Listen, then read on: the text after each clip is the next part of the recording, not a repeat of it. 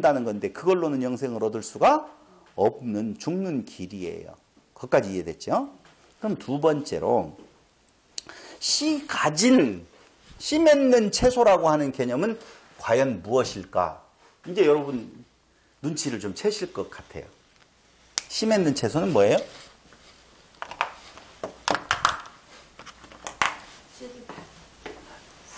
씨는 있어요. 근데 열매가 없죠? 그게 바로 뭐냐라고 하면 그걸 모세의 율법이라고 이렇게 말을 하고 있는 거예요. 조금만 기다려요. 성경 찾아줄게요. 히브리서에서. 씨 맺는 채소라고 하는 것은 한마디로 말을 하면 모세. 자, 씨 맺는 채소, 모세, 다른 말로 이야기하면 율법이라고 보자고요. 그 율법의 겉의 내용으로 열매가 맺어져요? 안 맺어져요. 근데 그 율법은 당연히 예수라고 하는 씨를 담고 있어요. 그러니까 몽학선생 되어서 그리스도에게로 인도함이 되어져야 되는데 그리스도께로 인도함을 받지 못하고 그 법을 통하여서 자기가 영생을 얻겠다라고 하면 씨 맺는 채소예요. 있는 것 같은데 아니야. 열매가 없어요. 열매가 없다. 그 말이죠. 다른 말로 이야기하면 아니 이제 거기서 봐야 돼요. 히브리서를 통해서 봐야 되는데 어쨌든 요한복음 1장 17절에서 방금 율법은 모세로 말미암아 주신 것이요 은혜와 진리는 예수 그리스도로 말미암아 온 것이라. 그럼 여기는 은혜와 진리. 그건 누구라고요? 예수. 그렇게 말을 하네요. 예수 17절 은혜와 진리는 예수 그리스도로 말미암아 온 것이라. 이렇게 완전히 지금 구분이 되고 있어요. 은혜와 진리, 율법. 하나는 모세, 하나는 예수. 이렇게 구분이 되어졌죠. 히브리서 6장 1절. 히브리서 6장 1절.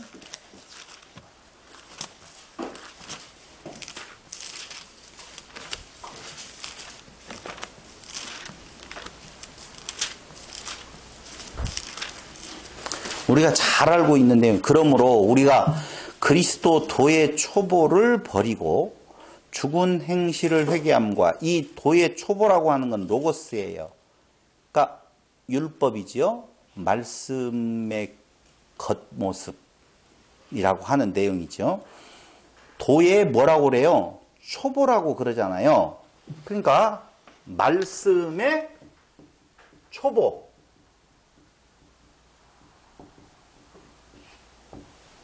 그러면 여기 씨 가진 열매 맺는 나무는 은혜와 진리 되는 것은 말씀의 대보.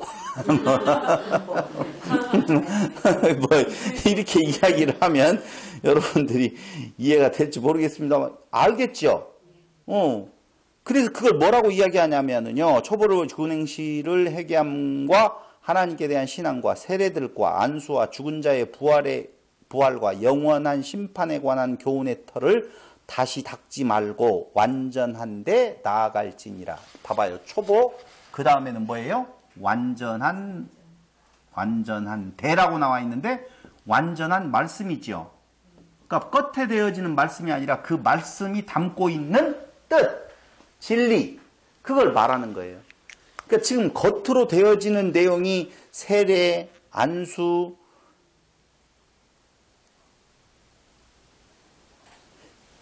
죽은 행실을 회개함, 하나님께 대한 신앙, 세례, 안수, 죽은 자의 부활, 영원한 심판에 관한 교훈의 터를 다시 닦지 말고. 이게 지금 무슨 말인지 알겠죠? 율법의 표면적인 것으로 자기의 의를 삼으려고 하지 말아라, 그 말이에요. 그건 뭔데? 씨는 씨인데 열매는 맺을 수가 없다는 거예요. 하나님께서 허락하시면 우리가 이것을 하리라. 한 번 비춤을 얻고 하늘의 은사를 맛보고 성령에 참여한 바 되고 하나님의 선한 말씀과 내세의 능력을 맛보고 타락한 자들은 다시 새롭게 하여 회개케 할 수 없나니 이는 자기가 하나님의 아들을 다시 십자가에 못 박아 현재 유혹을 보입니다. 이것도 참 어려운 구절들로 우리가 알고 있지만 그렇게 어렵지는 않다는 것을 말씀을 드리면서 그럼 역으로 한번 보자고요.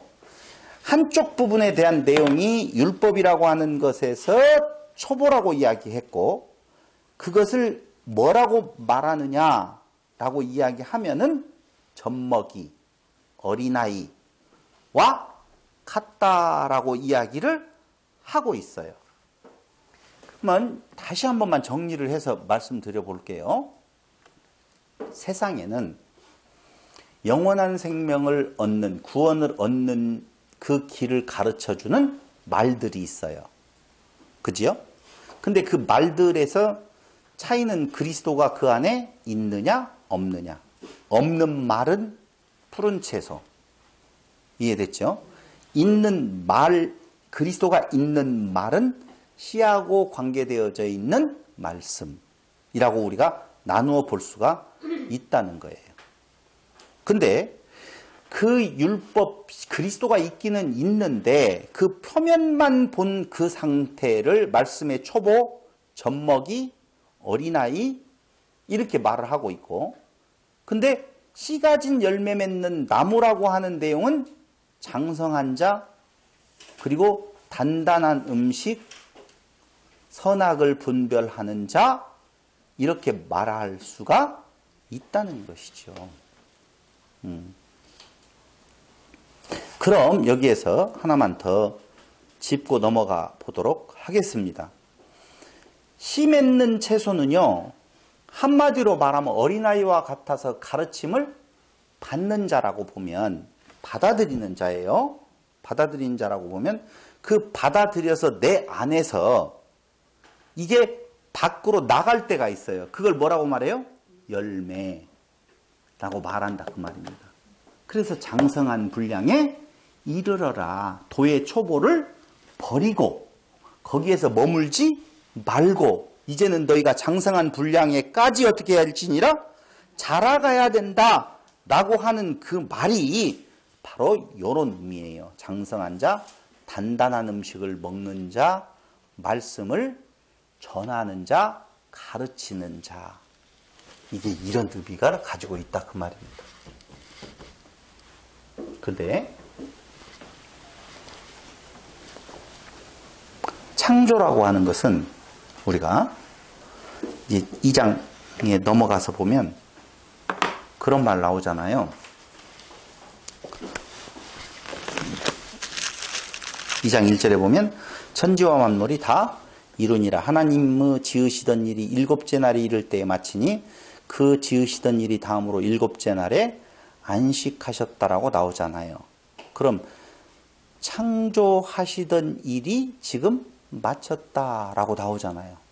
창조란 뭐죠? 창조란? 짐승을 사람으로 만든다. 좋았어요. 근데 짐승을 사람으로 만드는 것을 제가 창세기 처음 강론할 첫 시간, 둘째 시간, 셋째 시간 안에 뭐라고 여러분들에게 분명히 말씀을 드렸냐라고 하면, 예? 이제 정확하지 않는데, 그 말을 하려고 하면 아픔이 있겠죠? 교회를 하나님의 형상으로 만들어가는 과정이라고 그랬어요. 교회를 하나님의 형상으로 만들어가는 과정을 뭐라고 말한다? 창조라고 말한다 라고 분명히 강론했는데, 두 번째로는요, 엘로힘이 땅을, 엘로힘이라고 하는 말을 굳이 제가 쓰는 이유는 하나님의 아들들과 함께, 엘로힘은 복수라고 되어 있죠. 그러니까 엘로힘, 하나님의 아들들과 함께 땅을 무엇을 거쳐서? 샤마임이라고 하는 하늘을 거쳐서 무엇 되게 하신다? 엘로힘이 되게 하신다. 그게 열매라니까 지금 그 말을 하려고 그래요. 창조라고 하는 것은 엘로힘이 땅을, 어떤 존재요? 짐승, 이 존재를 무엇을 거쳐서? 샤마임, 궁창이라고 하는 하늘을 거쳐서 어디로? 엘로힘 다시 하늘 되게 하시는, 천지를 지을 때 천 되게 하시는 것, 그것이 바로 창조라고 말씀을 드렸다라고 보면, 그걸 다른 말로 다시 한번 정리를 해서 보면 성전을 완성해 가는 것, 이게 뭐라고요? 창조다라고 하는 거예요. 그러니 여섯째 날에 이제 푸른 풀에서, 푸른 풀을 먹는 존재에서, 그건 그리스도가 없는 것으로 영원한 생명을 찾아볼까 하는 인간들 세계에 있어서의 모든 시도들이 다 헛것이에요. 안 돼요. 그래서 2장 1절에 천지와 만물이 다 이루니라 라고 할 때, 이룬다 라고 하는 말은 무슨 동사를 쓰고 있느냐? 수동태. 이루게 하신다, 그 말이에요. 이루게 하신다. 그러니까 하나님 엘로힘이 이루게 하셨어요. 만들었어요. 어떻게 만들어가는 건가? 바로 이러한 존재들을 이 사람의 존재로, 씨 맺는 채소의 단계, 그걸 양식으로 먹고 끝나는 것이 아니라 그걸 통하여서 씨 가진 열매 맺는 나무, 열매 맺는 나무, 여기에서 바로 엘로힘이라는 개념이 나와서 같이 함께 그 성전을 만들어가는 일, 그게 뭐라고요? 창조다. 그게 조금 전에 이야기했던 1장 마지막 30절에 또 땅의 모든 짐승과 공중의 모든 새와 생명이 있어 땅에 기는 모든 것에게는 내가 모든 푸른 풀을 식물로 주노라 하시니 그대로 되니라. 근데 그 위에는 바로 사람에게는 씨하고 연관된 것을 식물로 주셨다라고 말씀을 해주고 있는 것입니다. 31절, 하나님이 그 지으신 모든 것을 보시니 보시기에 심히 좋았더라. 저녁이 되며 아침이 되니 이는 여섯째 날이니라. 하나님이 그 지으신 모든 것을 보시니 보시기에 심히 좋았대요. 그 보신 내용이 우리가 생각하고 있는 우주 만물을 보고 좋아한 것이 아니에요. 뭘 보고 좋아한 거예요? 맞아요. 언약의 실체이신 그리스도 안에서 완성되어진 무엇? 성전. 이걸 보고 좋았더라. 어떻게 좋아요? 심히 좋았어요. 근데 그 여섯째 날에 좋았더라, 심히 좋았더라. 두 번 나오죠. 25절에 하나님이 땅의 짐승을 그 종류대로, 육축과 그 종류대로 하나님을 보시기에 좋았더라 라고 나오잖아요. 그지요? 그 존재가 어떤 존재예요? 짐승 존재죠. 그죠? 근데 그 짐승 존재가 마지막 여섯째 날에 어디로 가요? 사람으로 가죠. 씨 맺는 열매, 씨 가진 열매 맺는 나무로 되어지는 모습, 이게 어떻게 됐더라?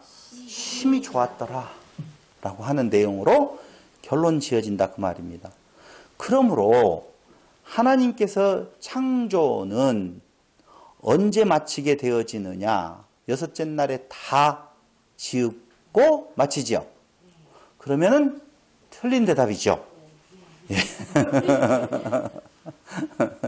2장 1절에 보니까 천지와 만물이 다 이루니라. 하나님의 지으시던 일이 일곱째 날이 이를 때에 마치니, 이렇게 되어 있거든요. 언제 마쳤다고요? 일곱째 날에 마쳤어요. 다시 한번 또 정리해야 되죠. 어떻게 정리해요? 창조란 교회를 하나님의 형상으로 만들어가는 과정이라고 그랬어요. 성전을 완성해 간다고 그랬어요. 그런데 2장 1절 천지와 만물이 다 이루니라라고 이야기하는데, 천은 뭐예요? 하늘들. 지는요? 땅, 에레츠. 성전에 관한 내용이에요. 천지와 만물이라고 이야기할 때, 천지와 만물이라고 하는 것은 이제까지 생각했던, 이제는 우리는 이제까지는 아니겠지만 생각했던 그 천지, 이 우주 만물에 대한 내용이 아니라, 천지와 만물은 다 어디에 해당되어지는 거다? 성전에 해당되어지는 거다. 사람에 관한 이야기다라고 말씀을 드렸는데, 여기에 우리가 알아야 될 것이 만물이라는 것이 나와요. 천지와 만물이 이루니라 할 때 천지는 대충 들어와. 근데 만물이 잘 안 들어오겠네. 만물은 뭘로 생각해요? 우주, 만물. 그러니까 우주는 천지, 만물은 그 안에 모든 이것들, 것들 이렇게 생각이 들어가잖아요.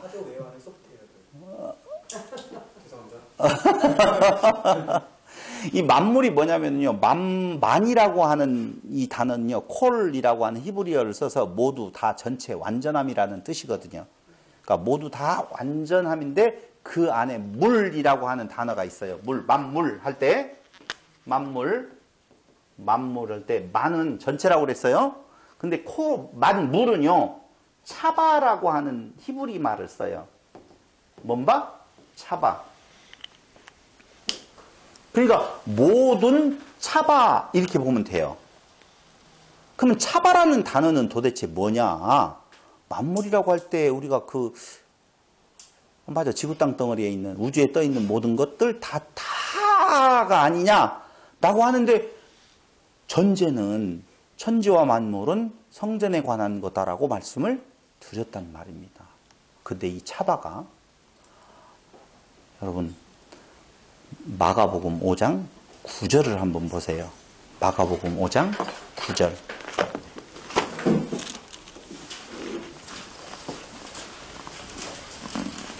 5장에 보면은요, 거라사이느 지방에 예수님께서 가셨을 때에 뭐가 나와요? 더러운 귀신 들린 사람이 무덤 사이에서 나와 예수를 만나지요. 그죠? 그 사람은 무덤 사이에 거처하는데 이제는 아무나 쇠사슬로도 맬 수 없게 되었으니 이는 여러 번 고랑과 쇠사슬에 매였어도 쇠사슬을 끊고 고랑을 깨뜨렸음이라. 그리하여 아무도 저를 제어할 힘이 없는지라 밤낮 무덤 사이에서나 산에서나 늘 소리 지르며 돌로 제 몸을 상하고 있었더라. 그가 멀리서 예수를 보고 달려와 절하며 큰 소리로 부르짖어 가로되 지극히 높으신 하나님의 아들 예수여, 나와 당신과 무슨 상관이 있나이까? 원컨대 하나님 앞에 맹세하고 나를 괴롭게 마옵소서 하니, 이는 예수께서 이미 저에게 이르시기를 더러운 귀신아 그 사람에게서 나오라 하셨음이라. 이에 물으시되, 예수님께서 요 귀신 들린 사람에게 물어요. 네 이름이 무엇이냐? 가로되 내 이름은 군대니 우리가 많음이니이다. 이렇게 말하잖아요. 그때 군대니라고 할 때 우리는 군대 귀신 이야기했잖아요. 그 군대라고 하는 단어가 헬라어로 레게온이라는 단어를 쓰는데, 그 레게온이 뭐라고요? 군대라는 말이에요. 자, 군대 귀신 됐죠?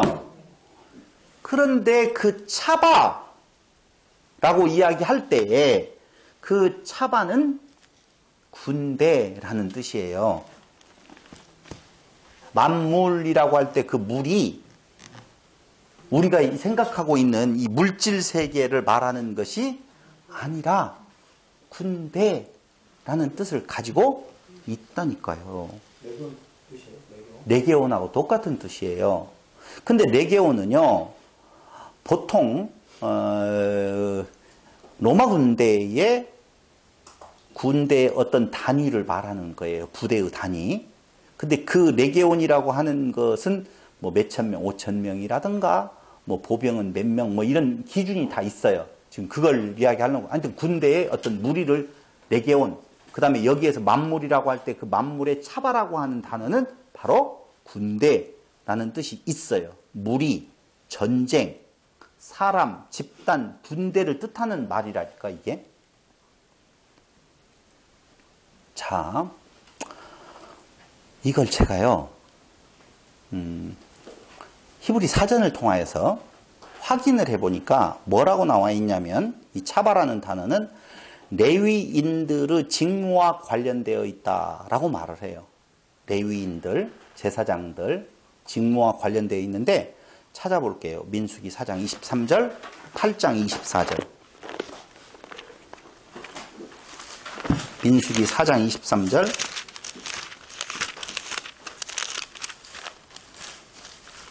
거기에 보면 30세 이상으로 50세까지 회막 봉사에 입참하여 일할 만한 모든 자를 계수하라. 이 게르손 자손의 임무를 말하는 건데요. 여호와께서 또 모세에게 일러 가라사대 게르손 자손도 그 종족과 가족을 따라 총괴하되 30세 이상으로 50세까지 회막 봉사에 입참하여 일할 만한 모든 자를 계수하라. 여기에 차바는 어떤 단어예요? 차바라고 하는 히브리어가 써졌는데 그게 뭘까요? 봉사라는 단어가 차바예요. 딴 생각하면 금방 넘어가 버려요. 이거. 봉사하고는 뭔가 하고 있는데요? 근데 봉사? 아니 잠깐만요. 뭐하고는 지금 상관이 없냐면요.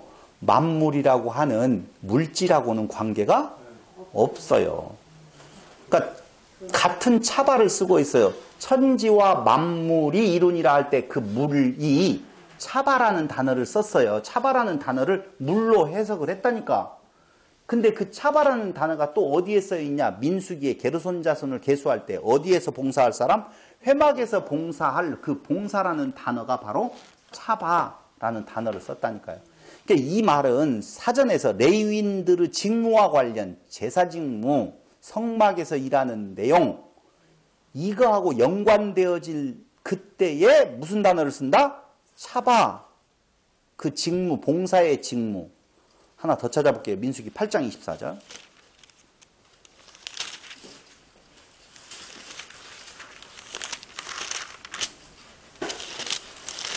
당연히 아까 이야기한 대로 레위인의 직무 나오니까 아까는 게르손 자손 이야기할 때 이제 레위인에 대한 내용이 나와요. 8장 24. 레위인은 이같이 할지니 곧 25세 이상으로는 회막에 들어와서 봉사하여 일할 것이요. 그 봉사라는 단어가 또 뭔 단어? 차바라는 단어를 쓰고 있다. 그 말이에요. 자, 이해 왔죠?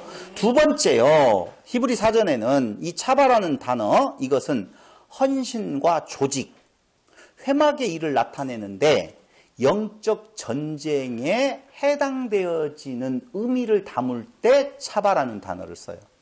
그러니까 레위인들이나 회막에서 일을 하고 있는, 성전에서 일하고 있는 사람들은 지금 무엇을 하고 있다는 거예요? 영적 전쟁을 하고 있다라고 보시면 돼요. 그래서 무슨 단어를 쓴다고요? 차바, 군대라는 단어를 쓴다는 거예요. 군대는 전쟁하고 연관되어진 단어란 말입니다. 그러니까 천지와 만물이 이루니라 라고 이야기할 때에 그 만물 중에서 물이라고 하는 것은 모든 성전 안에 있는 모든 것들, 그게 뭐예요? 차바. 차바. 또 보세요. 여호와께서는 최와우트 야훼, 군대의 사령관이지요. 그걸 누구를 앞세우고 가나안 땅에 가느냐? 여호수아 본받아 앞으로 가세. 여호수아가 사령관이지요. 여호수아는 예수와 예수스, 예수예요. 예수라는 단어는 잊어먹으면 안 되는데, 예수라고 하는 단어의 뜻은 내 백성을 구원하지. 여호와가 구원하신다. 그런 뜻을 갖고 있다고 그랬잖아요. 그러니까 구약에서는 여호와께서 구원자인데 예수라는 이름에 여호와께서 구원하신다. 예수가 군대의 사령관이에요. 여호수아가 예수라니까요. 이해됐어요? 그러므로 지금 여기에서 결론적으로 말해주고 있는 것은 성전 안에 있는 모든 기물들, 봉사자들을 합쳐서 뭐라고 말한다고요? 군대, 차바라고 말한다. 그 말이에요. 그게 만물이고요? 그렇다니까. 그게 만물이라니까. 그러니까 천지와 만물이 이루어지니라, 이루니라라고 할 때 하나님 엘로힘께서 천지와 만물, 천지도 당연히 성전이잖아요. 만물도 다 뭐라고요? 성전에 관련된 모든 것들을 다 지으셨다. 지금 그 말이에요. 다 이루셨다. 만물을 이렇게 아니면 어떻게 이해를 해요? 네? 계속 지금 뭘로 생각을 하냐면은 땅, 하늘, 이런 것들을 전부 지금 우주 개념으로 생각하고 있기 때문에 당연히 그 만물들도 그 속에 있는 뭐예요? 다른 어떤 물질들, 이걸 말한다는가. 그러니까 그 앞에 이미 성전에 관한 이야기로 풀지 아니하면 당연히 만물로 풀어져야 되고, 성전의 개념으로 잡혀버리면 그 만물은 성전 안에 있는 모든 기물들이라든가 또 뭐예요? 거기에서 봉사하는 자들이 영적 전쟁을 수행하고 있는 장소라니까. 그 영적 전쟁이 뭐예요? 당연히 이것을 이것으로 만들어가는 되게 걸리적거리는 누가 있어요, 여기에? 군대가 있다라고 보면 싸워야 될 대상이 있을 거 아니에요. 그 대상이 뭐예요? 사탄. 사탄이라는 말은 대적자라는 뜻이거든요. 그 사탄이 사람이라고요? 뿔 달린 놈이라고요?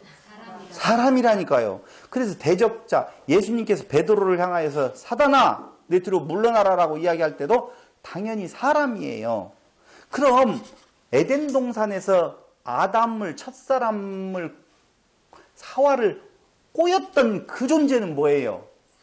사람, 말씀 사역자라니까. 그게 뱀이 그 말이 아니고, 뭘로 유혹한다고요? 말로. 근데 그 말을 이겼어요? 못 이겼어요? 못 이겼어요. 그 말로 유혹하는 존재가 또 있었지요. 누구를? 하와가 아담을. 둘째 아담을. 광야에 사탄, 뱀, 용. 그게 말로 떡을 만들어라, 돌로. 뛰어내려라, 경배하라. 내가 너에게 어떻게 하겠다? 세상을 주겠다. 라고 이야기할 때 다만 하나님을 무엇하라? 경배하라. 그 받을 대상이 아니다. 뭘로 이겼다고요? 말씀으로 이겼다 그 말이에요. 그게. 그러니까 말로 유혹하는 그 대적자. 뭘 대적해요? 요거 만들어가는 것을 대적한단 말입니다. 그 대적자들에게서 온전한 창조를 이루기 위해서 뭐가 필요하다고요? 싸움, 군대, 차바라고 하는 그 존재들이 성전과 성전에서 일하는 기물들, 성전에 있는 기물들, 성전에서 일하는 모든 자들을 말하는 거라 그 말입니다. 그게 뭐라고요? 창조라고 보시면 돼요. 근데 만약에 그 보이는 그 성전을 참성전으로 인식하지 못하면 어떻게 하라는 거예요? 허물으라는 거예요. 그 성전을 다시 짓겠다는 것이죠. 그러니까 그 성전은 누구를 가리키는 거예요? 예수. 그러니까 그 보이는 그 성전을 그 의미로서 진리로서 받지 못하고 그 겉모습으로 섬긴다라고 보면 그건 귀신을 섬기는 거라니까. 그게. 그러니까 귀신 섬기는 데가 많아요. 한국 교회도 뭐 엄청 귀신의 전당들이 너무 많다니까. 근데 보이는 성전으로 섬기지 아니하고 보이지 아니하는 성전을 이루리라 그 말이잖아요. 사흘 만에 내가 다시 짓겠다라고 하는 거예요. 그 성전을 짓는 것이 바로 뭐예요? 창조. 그걸 무슨 창조? 새 창조라고 말할 수가 있다는 거예요. 자, 창세기 2장 1절 됐죠? 다 이루니라. 천지와 만물이 다 이루니라. 수동태 이루어지게 하시는 하나님께서 교회를, 나를 지어 가심, 지으셨다 그 말이에요. 근데 창세기 2장 2절에 보면 이제 우리가 창세기 2장 1절이요? 천지와 만물이 다 이루니라 라고 하는 말은 이룬다. 무슨 태? 수동태. 그러니까 하나님 엘로힘께서 이루어지게 하시는 역사를 행하시는데 하나님께서 교회를 지으신다. 지으셨다. 그 말이에요. 천지와 만물이 이루니라 라고 하는 것은 내가 어떤 힘을, 내가 어떤 의를 0% 없음. 그게 창조라니까요. 다 이루었어요. 근데 2장 2절에 보니까 하나님의 지으시던 일이 일곱째 날이 이를 때 마치니라고 되어 있어요. 며칠째 마치느냐? 일곱째 날이에요. 절대 6일째가 아니에요. 그런데 개역성경에는 여기 일곱째 날이 이를 때 마치니 정확하게 번역이 되었는데 다른 성경에서는 일곱째 날에 이를 때 마친다라고 안 되고 여섯째 날에 다 마쳤다는 식으로 끝을 내요. 개역성경이 비교적 이건 잘 해석이 되어져 있어요. 근데 왜 여섯째 날로 모든 것을 다 지었다라고 말하고 싶으냐 하면은 아까 이야기한 대로 좋았다라가 몇 번 나왔어요? 2번 나왔어요. 어떻게 좋았어요? 심히 좋았어. 그러니 완성의 단계니까 2번 나오고 마지막으로 심히 좋았다라는 것은 완성의 마침표가 아니냐. 이런 사람들의 생각, 그걸 우주와 만물로 보고 다 지었다라고 생각을 하는 거예요. 근데 그게 잘못되었다는 거예요. 며칠 날 마쳤다고요? 일곱째 날, 7일째 되는 날. 성경의 표현이 좀 어색하네요. 일곱째 날이 이를 때에. 응, 이럴 때 마침. 기록 성경은 일곱째 날에. 일곱째 날에. 애매하네요. 전 성경은. 전성경이라는 말은 무슨 성경이에요? 예? 그게 개역인데? 지금 개역 개정이고? 아, 개역이네. 개역이나 개역 개정은 일곱째 날이라고 하는 내용에 포인트가 맞춰져 있어요. 강조가. 근데 다른 성경들, 이건 개역과 개역 개정은 성경의 종류 중에 한 종류예요. 다른 뭐 쉬운 성경이라든가 뭐 이런 성경들, 또 천주교하고 기독교하고 같이 만든 성경이 뭐죠? 공동 번역이라든가 이런 데에는 아니에요. 6일째 다 마치는 걸로 그렇게 해석이 되어져 있어요. 찾아봐요. 이제 가서. 거짓말 안 할 테니까. 그런 걸로 제가 거짓말 하겠어요? 창조의 마침은 몇째 날 되어지는 건가? 일곱째 날이에요. 왜냐하면요, 여섯째 날에 마친다라고 하는 말은 그 숫자에 대한 내용이 성경에는 많이 나오거든요. 메타포라고 하는 숫자가 뜻하고 있는 어떤 의미가 있어요. 근데 6의 숫자는 알다시피 짐승의 수지요. 사람의 수고요. 땅의 수거든요. 그래서 사단의 수 666이라고 하는 거. 600, 그 다음에 60, 그리고 6이라고 하는데 666이 아니에요. 600, 그리고 60, 그리고 6이라는 숫자는 사단의 숫자거든요. 근데 그것으로 마칠 수가 없어요. 안 해요. 그렇게 안 한다니까. 그리고 여기에 정말 재미난 것이 나오는데요. 일곱째 날이 이를 때에 마쳤는데 그 지으시던 일이 다음으로 일곱째 날에 안식하셨다고 나와요.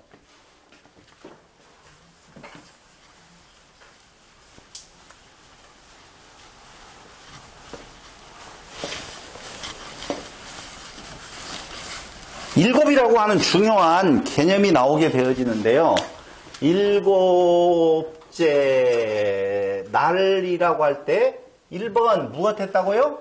안식. 창조의 완성.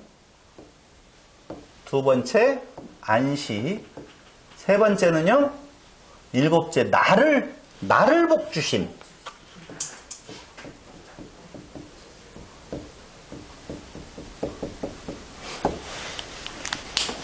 이런 3가지의 특징적인 부분이 일곱째 날에 있게 되어집니다.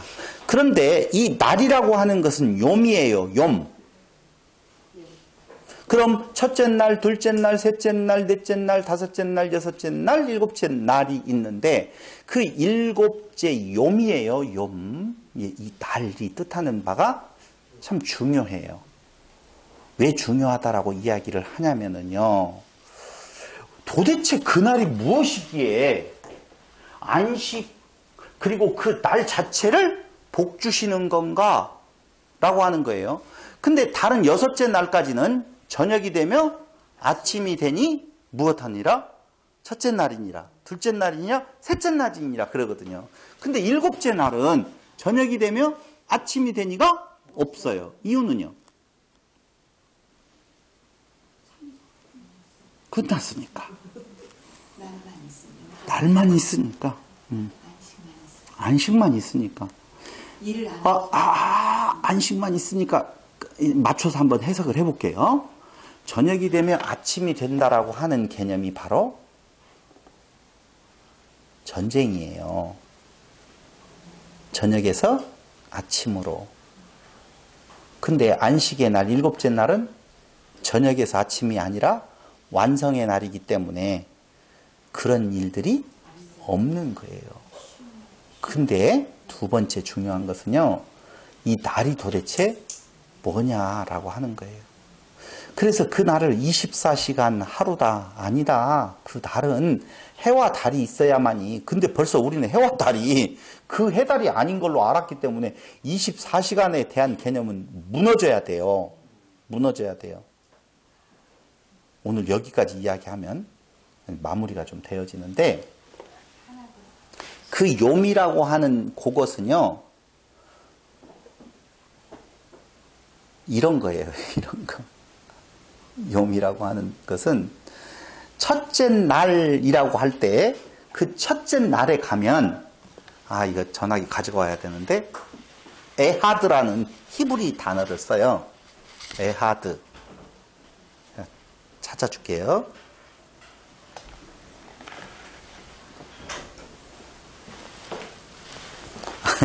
전화하는 것이 아니라 인터넷 들으시는 분들이 오해할까봐. 창세기 1장에 가서 보면 첫째 날이라고 나오죠.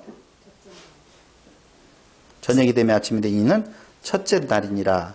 첫째 하니까 259, 스트롱코드 259, 에하드라고 나와 있거든요. 근데 에하드라는 이 단어는요, 하루라는 뜻이에요. 하나.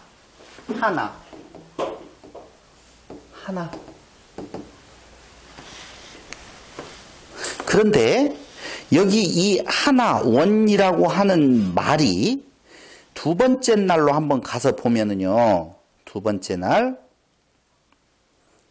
대로 되니라, 저녁이 되면 이는 둘째 날이니라 라고 할 때, 셴이,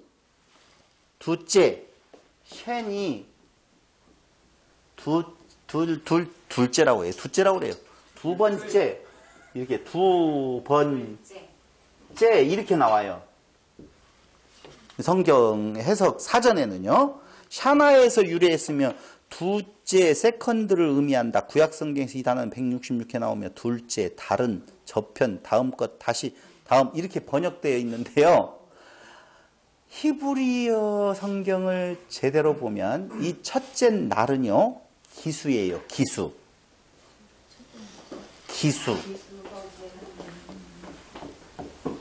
그럼 첫째 날이 기수라고요? 기수예요. 기수.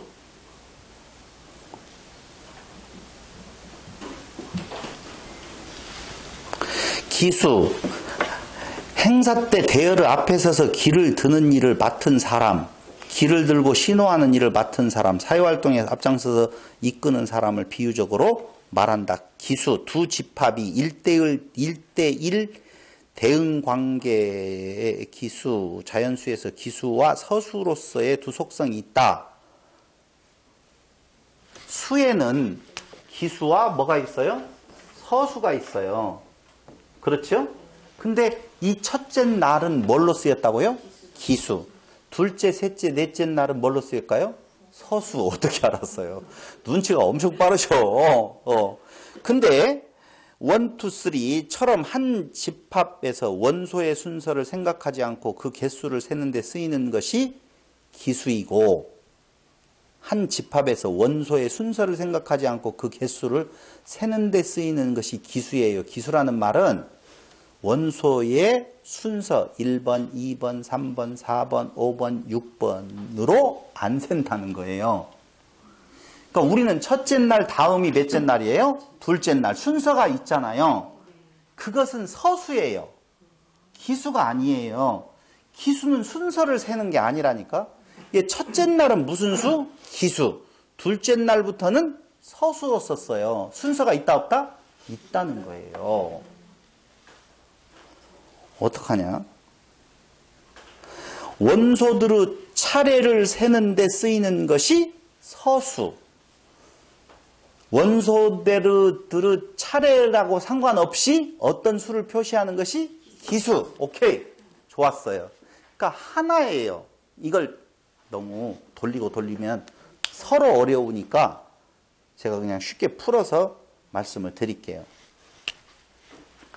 1. 그죠? 기수를 썼어요. 둘째 날은요.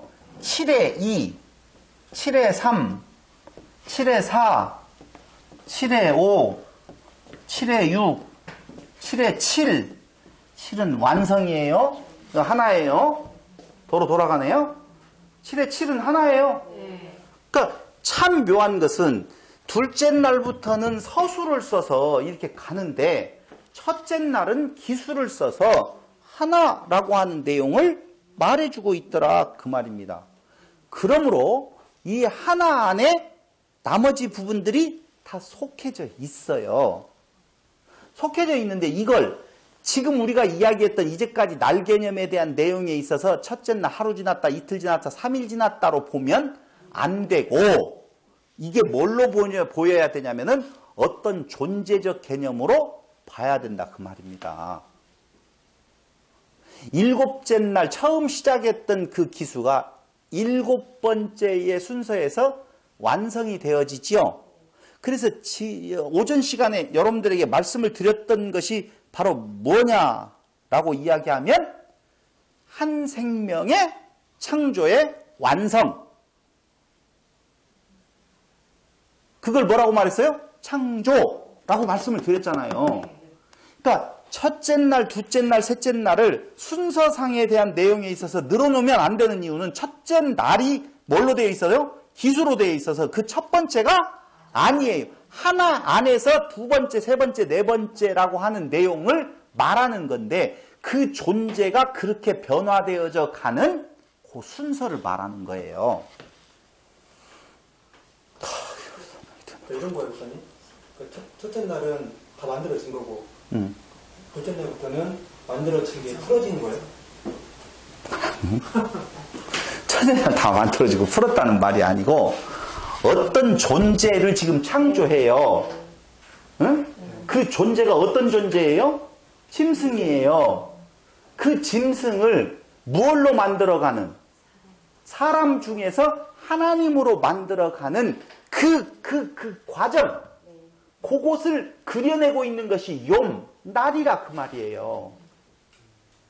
그 그려내고 있는 그 순서가 나오잖아요. 어디에서? 아까 이야기한 대로. 짐승에서 어디로? 씨. 그럼 목사님 나무 열매 맺는. 첫째 날과 뒤에 7분의 2 말투 있잖아요. 차이점이 뭐죠? 첫날과 근데 창세기 첫째 날은 빛을 만들어. 이거 어떻게 설명을 해야 되나? 첫째 날은 빛을 만들고 두 번째 날은요 땅을 만들고 셋째 날은요 이렇게 다 오잖아요 지금. 그런 그 세상에 있는 만물로 보면 우주의 물질적인 개념으로 보면 그렇게 생각할 수밖에 없어요. 안 봤다라고 보면 이제까지 지금 설명을 했어요. 무엇은 둘째 날 만들었던 것은 뭐고 셋째 날은 뭐고 넷째 날은 무엇이다라고 쭉 이야기를 하는데 그건 한 생명을 완벽하게 하나님 되게 하시는 과정을 지금 그려낸 것이다. 그러니까 7분의 2, 7분의 3이라고 하는 것은 둘째 날이 지났다, 셋째 날이 지났다, 넷째 날이 지났다가 아니라 어떤 존재의 과정을 그냥 그려낸 거다. 날이 아니다. 저녁이 되면 아침이 되어가지고 24시간이 흘러가든 48시간이 흘러들어가든 그런 것이 아니라 그러한 과정을 말하는 거다 그랬어요. 그러니까 그 첫째 날 빛은 무엇이고 뭐냐는 것은 앞에 지금 강론했던 내용을 들어보면 되고요. 첫째 날이라고 하는 것, 이 기술을 굳이 이렇게 써놓은 이유는 뭐냐? 그게 그날이 아니고 한 생명에 대한 이야기를 지금 가져가는데 7의 7로 하나로 뭐 됐습니다? 완성했습니다. 그 말입니다. 7의 7로 완성이 중요하다니까요. 하나도 1이지만 7의 7도 1이지요. 요 하나하고 7의 7로 일은 다르다는 거예요. 어떻게 다르죠? 7의 7은 이 과정을 거쳐서 일이라고 하는 완성된 모습이고, 이건 이제 출발되어지니까 그게 하나예요. 본래의 존재가. 어떤 존재가 하나의 존재인데 완성되어진 존재하고 그냥 하나의 존재는 이건 짐승이고, 이건 뭐예요? 하나님이고. 열매 맺는 나무로서의 그 창조에 동참하는 존재가 되어진 거라니까. 요건 그런 존재가 아니에요. 이건 그 과정을 거치는 완성의 단계. 우리가 이제까지 이야기했던 처음에 그 존재는요, 하나님의 영광을 모르는 존재고, 은혜를 모르는 존재고, 나중에 존재, 아는 존재라고 우리가 그렇게 이제까지 해석을 해왔었잖아요. 다시 회복이라고 할 때 처음 만들어진 존재가 타락의 과정을 거쳐서 다시 돌아오게 되어졌을 때 차이가 무엇입니까? 라고 그렇게 설명을 했었잖아요. 하나의 은혜를 아느냐 모르느냐라고 그렇게 표현을 했었지만, 그 개념이 지금은 아니고 하나님으로, 엘로힘으로 가는 과정의 첫 출발이 하나는 하나예요. 뭘로 해요? 티끌로서 하나예요. 짐승으로서 하나예요. 근데 뭐가 되어져요? 바뀌었어요. 그걸 뭘로? 땅을 뭘로? 하늘로 만들어 간다. 땅이라는 하나가 하늘로 하나로 바꿔지는 거지. 티끌이 뭘로 바뀌어져요? 하나님. 바뀌어지는 것이 뭐라고 해요? 창조인데, 그게 바로 일곱째 날이 이를 때에 마치니 그 지으시던 일이 다함으로 일곱째 날에 안식하시니라라고 이야기할 때에, 그 일곱째 날을 이 7일이 되는 날에 마쳤다. 하루 지나 이틀 지나 그러면 하나님이 아니라니까. 하루 동안에 만들고 이틀 동안에 만들고 3일 동안에 만들고 이렇게 해가지고 그 만들어내는 것이 기간이 필요했다라고 보면 그건 하나님이 아니에요. 그 과정을 마쳤다 그 말이에요. 그러면 마쳤으면 이제 끝나야 돼요? 아니죠. 왜냐하면 한 생명에 대한 내용이 창조가 되었다면 두 번째 생명, 세 번째 생명, 네 번째 생명, 이것도 또 순서대로 날로 해가지고 오늘 마쳤고 내일은 새놈 만들고 모레는 열놈 만들고 이런 개념은 아니에요. 자, 다시 2장 1절.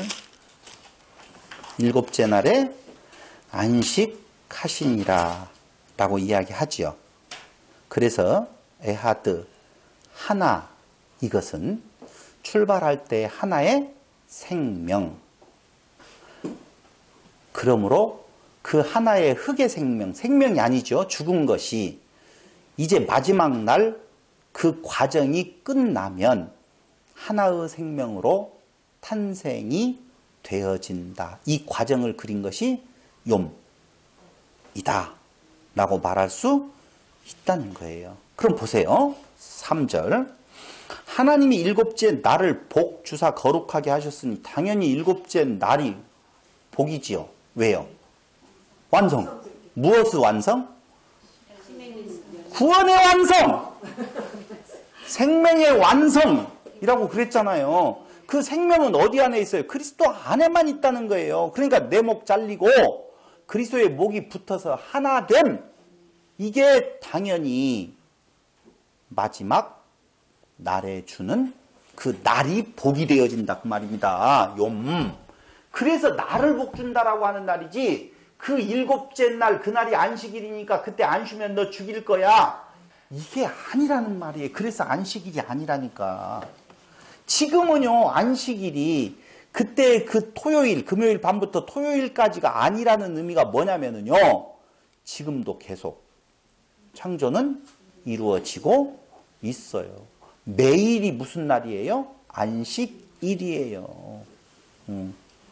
완성의 단계는요, 끝나서 이제는 없는 것이 아니라 매일이라고 하는 개념이요, 지금 날로 그 개념으로 생각해서는 안 된다는 것이죠. 그걸 성경은 뭐라고 말하는가? 아버지께서 일하신다, 그렇게 말하고 있다니까요. 아버지께서 일하신다. 그러면서 일곱째 날을 복주사 거룩하게 하셨으니 이는 하나님이 그 창조하시며 만드시던 모든 일을 마치시고 이 날에 안식하셨음이더라. 안식하셨음이더라. 안식.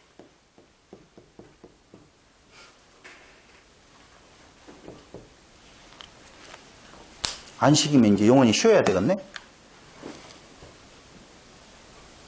하나의 생명의 완성을 뭐라고 말한다고요? 안식. 그 생명으로서는 안식이에요. 또 다시 일하시는 것이 있어서 또 안식, 또 안식, 또 안식, 또 안식. 근데 이게 천년왕국으로 연결시켜서 말씀을 드린다라고 보면 그 안식이 바로 무슨 노릇이라고 그랬어요? 왕노릇이라고 그랬어요. 그러니까 우리의 안식은요, 열매를 맺어가는 그것이 바로 뭐라고요? 안식이에요. 어떻게 설명을 해야 되지? 설명을 잘 할 수 있는데 안식이라고 하는 것은 아버지께서 일하시니 나도 일한다라고 하면서 예수님께서 안식일만 골라서 일을 하시잖아요. 그 내용이 많이 나오잖아요. 그게 안식이라니까. 예수님께서 안식하신 거예요. 그럼 우리도 그 안에 있어서 우리가 안식을 누리는 것은 그게 바로 천년 동안 왕노릇하는 것. 어떠할 때까지? 원수를 발 아래 굴복시킬 때까지. 원수는 뭐를 말하는 거다고요? 대적자, 마귀, 사탄이라고 그랬잖아요. 그러니까 그 원수가 있다는 말은 아직도 뭐가 이루어지고 있다는 거예요? 창조가 이루어지고 있다는 말이에요. 이해되죠? 그때까지 그게 천년 동안 왕노릇하는 거예요. 천년이라고 하는 것은 1년, 2년, 3년, 1천년을 말하는 것이 아니라 완전한 모든 날들이 다 창조의 안식의 날이라 이렇게 보셔야 된다는 것이죠. 이게 바로 1장, 2장 3절까지는 1장 마지막 절이에요. 단락이 굳이 원래는 없는데 단락을 구분해서 놓고 본다라고 보면은 2장 3절까지를 1장 속에 포함시켜서 창조에 대한 내용이 이제 완성이 되어지는 부분이 나오고 2장 4절부터는 드디어 대략 톨레도트라고 그랬죠? 다른 이야기식으로 전개가 되어진다니까요. 이 부분부터를 어디 가서? 대전 가서 창조의 12월의 왈츠라고 하는 펜션에서 우리가 이어져 가기로 하고 오늘 바로 창조의 완성까지를 같이 살펴봤습니다. 여러분들은 어디 안에 속해십니까? 씨 가진 열매 맺는 나무의 단계에서 안식을 누려. 안식을 그냥 그 누구가 줄 수 없는 평안을 맛보면서 그게 어떤 거예요? 오히려 죽어가는 거라니까요. 어떻게 하면 좋냐? 안 죽고 싶을 텐데. 누가 하신다고요? 엘로힘이 하신다 그 말입니다. 우리를 끌고 가셔요. 끌고 가셔요. 또 고민되죠? 나는 안 끌려가는 것 같은데. 우리 없어요. 걱정하지 마셔요. 그냥 하나님께서 하시는 그 과정에 대한 내용을 지금 모세를 통하여서 소개해 가고 있어요. 그럼 이스라엘을 끝으로 보자고요. 애굽에 있었던 자를 광야를 거쳐서 어디까지 가요? 가나안 땅까지 가요. 그 안에 무수히 많은 대적자들이 있어요, 없어요? 있어요. 그 대적자들을 뭐라고 한다고? 사탄의 내용이 있어요. 당연히. 그런데 그들의 그 잘못이 있음에도 불구하고 가지요? 가나안 땅에? 왜요? 수동태니까. 너의 행동을 더하라는 거? 아니에요. 오히려 여러분 잘 아셔야 될 것은 그 대적자를 밖에서 찾으면 안 돼요. 지금 또 착각할 뻔했잖아요. 안 했어요? 우리 안 해. 우리가 뭐가 되어져요? 대적자. 베드로가 뭐가라고요? 사탄이 되어진다는 거예요. 그걸 끝없이 쳐부수는 천국의 침노 부분에 대한 내용이 계속 있어요. 그래서 이런 그 단계를 거쳐가는 데 있어서 당연히 영적 싸움이라고 이야기할 때 그 싸움에서 이기게 하시는 방법이 바로 성전 안에 모든 기구 뜻하는 거, 그게 뭐라고 그랬어요? 말씀 부분에 대한 내용으로 그 안에서 치열한 싸움이 있게 만들어 가는 거예요. 그래서 우리는 편할 수가 없어요. 사실은. 겉으로는. 계속 전쟁이니까. 근데 그 안에서 뭐가 안식이 이루어져요. 안식이. 그런 안식을 충분히 누리시는 성도님들 되시기를, 성도님들과 제가 되기를 바라면서 오늘 말씀 마칩니다. 기도드리겠습니다. 고마우신 아버지 하나님, 이 시간에도 하나님께서 우리와 함께 하셔서 지혜를 허락하여 주시고 그 말씀을 통하여서 하나님을 보게 하시니 감사드립니다. 우리 육체에 머물지 아니하도록 주께서 역사하여 주시기를 예수님의 이름으로 기도드립니다. 아멘.